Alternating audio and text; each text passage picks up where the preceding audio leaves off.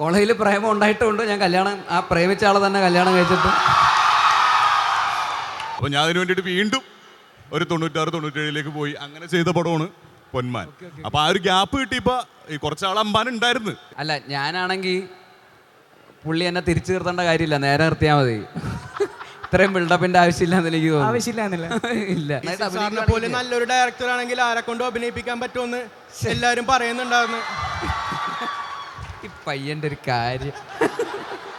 അപ്പോൾ പൊന്മാൻ എന്ന് പറയുന്ന സിനിമയുമായിട്ട് ബന്ധപ്പെട്ടിട്ടാണ് ഞാൻ നിങ്ങളുടെ അടുത്ത് വന്നിരിക്കുന്നത്. ഈ ജനുവരി 30 ഇറങ്ങാൻ പോകുന്ന സിനിമയാണ്. വെറുതെ ഒരു പ്രൊമോഷന് വേണ്ടി എന്തെങ്കിലും 2 നല്ല കാര്യം പറയാം എന്നുള്ള രീതിയിലല്ല, ഇതൊരു നല്ല സിനിമയായിരിക്കും എന്നാണ് ഞങ്ങൾ വിശ്വസിക്കുന്നത്. നിങ്ങളാരും കല്യാണം കഴിച്ചിട്ടുള്ളവരാണെന്ന് ഞാൻ വിശ്വസിക്കുന്നില്ല. പക്ഷെ കല്യാണം കഴിക്കാൻ പോകുന്നവർക്കും എല്ലാവർക്കും ഭയങ്കരമായിട്ട് റിലേറ്റ് ചെയ്യാൻ പറ്റുന്ന ഒരു ഐഡിയ ആണ് ഈ സിനിമയുടെ കൺസെപ്റ്റ് എന്ന് പറയുന്നത്. ഇതൊരു സ്ത്രീധനവുമൊക്കെ ആയിട്ട് ബന്ധപ്പെട്ടിട്ട് വളരെ റെലവൻ്റ് ആയിട്ട് പെൺകുട്ടികൾക്കും ആൺകുട്ടികളും ഈ സിനിമ കണ്ടിരിക്കണം എന്നെനിക്ക് തോന്നുന്നു. സ്ത്രീധനം കൊടുക്കാൻ ആഗ്രഹിക്കുന്നവരും മേടിക്കാൻ ആഗ്രഹിക്കുന്നവരൊക്കെ ഇത് കാണുകയാണ് ആണെങ്കിൽ നിങ്ങളുടെ അഭിപ്രായം ചിലപ്പോൾ ഒന്ന് മാറാനുള്ള സാധ്യതയുണ്ട്. അപ്പോൾ തീർച്ചയായിട്ടും ഈ സിനിമ വളരെ റെലവൻ്റ് ആയിട്ടുള്ള ഒരു സബ്ജക്റ്റാണ്. എന്ന് വെച്ച് ഭയങ്കര മറ്റേ അവാർഡ് പടം പോലുള്ള പടമൊന്നുമല്ല, ഭയങ്കര കമേഴ്ഷ്യലായിട്ടുള്ള എൻ്റർടൈനർ സിനിമ തന്നെയാണ്. ഞങ്ങളെല്ലാവരും ഇവിടെ അമ്പാൻ, നമ്മുടെ സജിൻ ഗോപു ഇവിടെ ഉണ്ട്. ആവേശം കഴിഞ്ഞിട്ട് സജിൻ ചെയ്യുന്ന ഒരു സിനിമയാണ്. ഇതിലെ മരിയാനോ എന്ന് പറയുന്ന ഒരു വമ്പൻ ക്യാരക്ടർ സജിൻ ചെയ്യുന്നുണ്ട്. പിന്നെ ലിജോമോൾ, നേരത്തെ പറഞ്ഞ പോലെ ജയ്ബീം ഒക്കെ കഴിഞ്ഞ് ലിജോമോൾ വളരെ പ്രോമിനൻ്റ് ആയിട്ടുള്ള ഒരു റോൾ ചെയ്യുന്ന ഒരു സിനിമയാണ്. സ്റ്റെഫി ഗ്രാഫ് എന്ന് പറയുന്ന ഒരു ക്യാരക്ടർ ആണ് ലിജോമോൾ ഈ സിനിമയിൽ ചെയ്യുന്നത്. പിന്നെ ഇതിൻ്റെ ഡയറക്ടർ ജ്യോതിഷേട്ടനാണ്. അദ്ദേഹം ആർട്ട് ഡയറക്ടറായിരുന്നു. കുമ്പളങ്ങി നൈറ്റ്സ്, ബ്രഹ്മയുഗം എന്നൊക്കെ പറയുന്ന വളരെ ഫേമസ് ആയിട്ടുള്ള സിനിമകളിലെ ആർട്ട് ഡയറക്ടറായിട്ട് വർക്ക് ചെയ്തതിന് ശേഷം അദ്ദേഹം ആദ്യമായിട്ട് സംവിധാനം ചെയ്യുന്ന സിനിമയാണ്. അപ്പോൾ ജ്യോതിഷേട്ടൻ്റെ ഒരു വലിയ സ്വപ്നവും കൂടിയാണ് സിനിമ. പിന്നെ ബാക്കി ക്രൂ ഒന്നും ഇവിടെ വന്നിട്ടില്ല. ഒരുപാട് നല്ല സിനിമകൾ സമ്മാനിച്ചിട്ടുള്ള ഒരുപാട് ടെക്നീഷ്യൻസ്.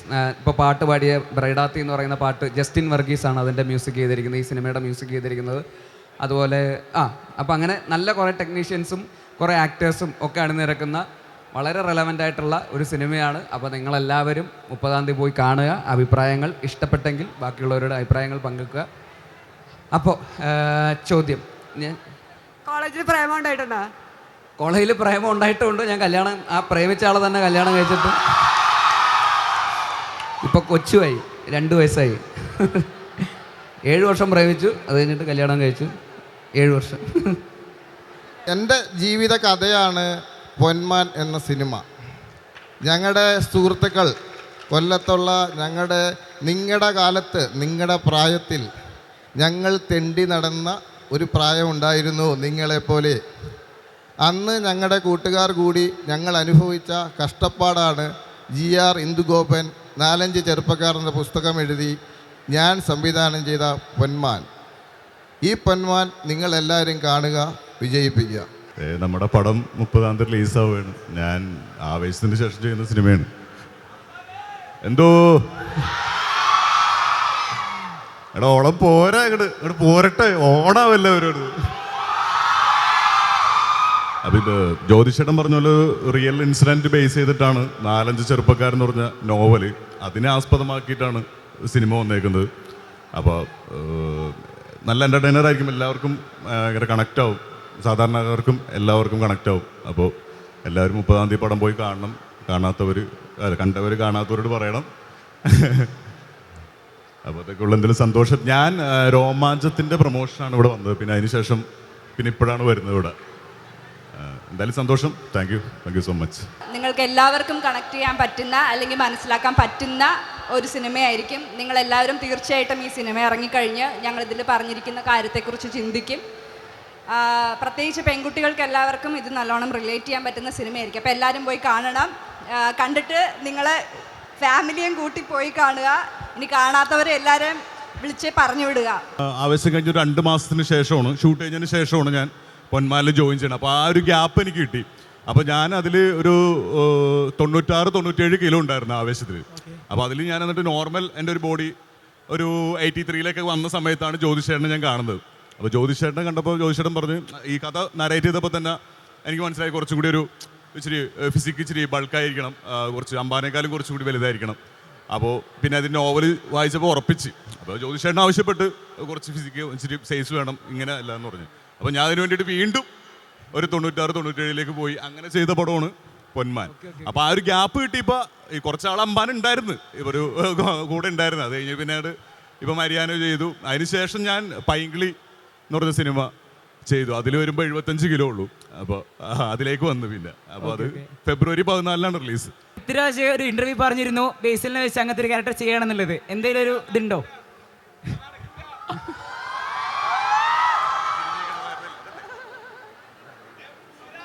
അത് അല്ല, ഞാനാണെങ്കിൽ പുള്ളി എന്നെ തിരിച്ചു നിർത്തേണ്ട കാര്യമില്ല, നേരെ നിർത്തിയാൽ മതി. ഇത്രയും ബിൽഡപ്പിന്റെ ആവശ്യമില്ല എന്ന് എനിക്ക് തോന്നുന്നു. ആവശ്യമില്ല. ഇല്ല, ഞാനല്ലാതെ എന്തായാലും വേറെ ആരോ ആണ്. എനിക്ക് അറിഞ്ഞൂടാ ആരാന്ന് എനിക്കും അറിഞ്ഞൂടാ. ഗോദയിലാണെങ്കിൽ വാമിക ചെയ്ത ക്യാരക്ടർ ഒരു ഗുസ്തിക്കാരിയാണ്, പഞ്ചാബിയാണ്. അപ്പോൾ കേരളത്തിലേക്ക് വരുന്നു. അപ്പോൾ നമുക്ക് അങ്ങനെ ഒരു ആക്ട്രസിനെ, നമുക്ക് അങ്ങനെ ഒരു പോപ്പുലർ ആക്ട്രസിനെ എന്തായാലും അവിടെ നിന്ന് നോർത്തുനിന്ന് നമുക്ക് കാസ്റ്റ് ചെയ്യാൻ നമുക്ക് പ്രാക്ടിക്കലല്ല.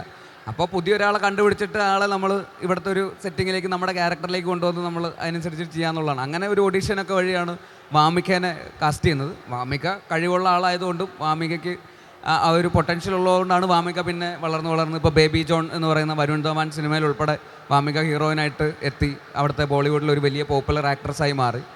ഗുരുസാറിൻ്റെ കാര്യം പറയുമ്പോഴാണെങ്കിലും മിന്നൽ മുരളിയിലെ ഒരു വില്ലൻ കഥാപാത്രം എന്നുള്ള രീതിയിൽ ഷിബു എന്ന് പറയുന്ന ക്യാരക്ടർ ചെയ്യാൻ നമുക്ക് അറിയുന്ന ഒരു വില്ലനായിട്ടുള്ള ഒരാളെ കാസ്റ്റ് ചെയ്താൽ ഇയാൾ വില്ലനാവുമെന്ന് നമുക്ക് ഉറപ്പാണ്. സിനിമ തീരുമ്പോൾ ഇയാളായിരിക്കും വില്ലനാവാൻ പോകുന്നത് നമുക്കറിയാം.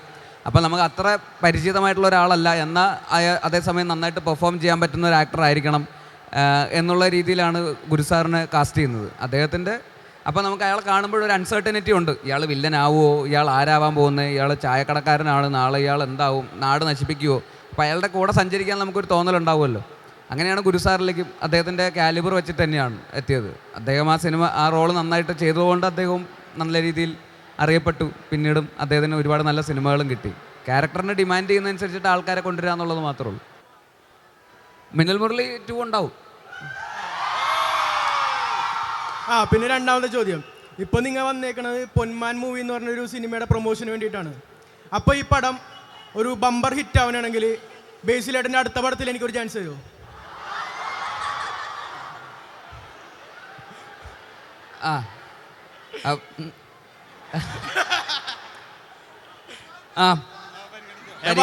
ഈ കോളേജ് ഫുള്ള് കേട്ടേക്കണുണ്ടോ?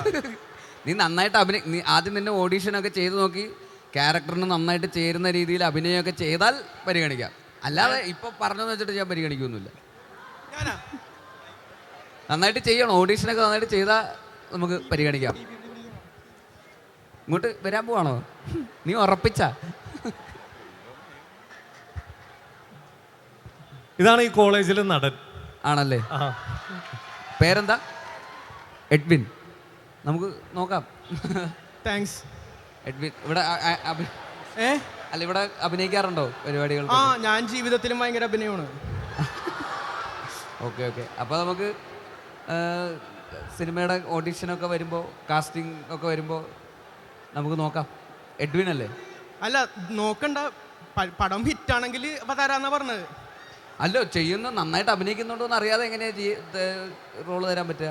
നന്നായിട്ട് സാറിനെ പോലെ നല്ലൊരു ഡയറക്ടർ ആണെങ്കിൽ ആരെ കൊണ്ടും അഭിനയിപ്പിക്കാൻ പറ്റുമെന്ന് എല്ലാവരും പറയുന്നുണ്ടായിരുന്നു. ഈ പയ്യന്റെ ഒരു കാര്യം.